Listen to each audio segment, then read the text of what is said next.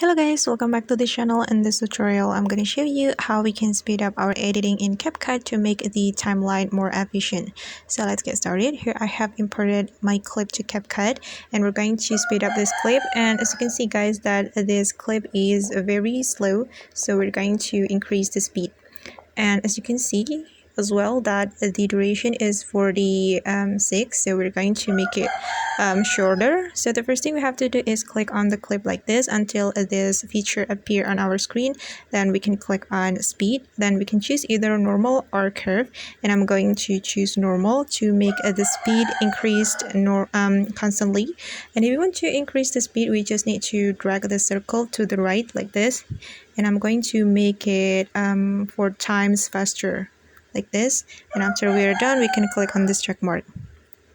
And as you can see guys that the duration become 13 seconds, and we can look at the result. So just play the video.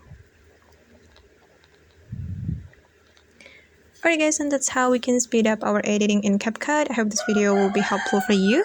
Thank you so much for watching and see you on the next video.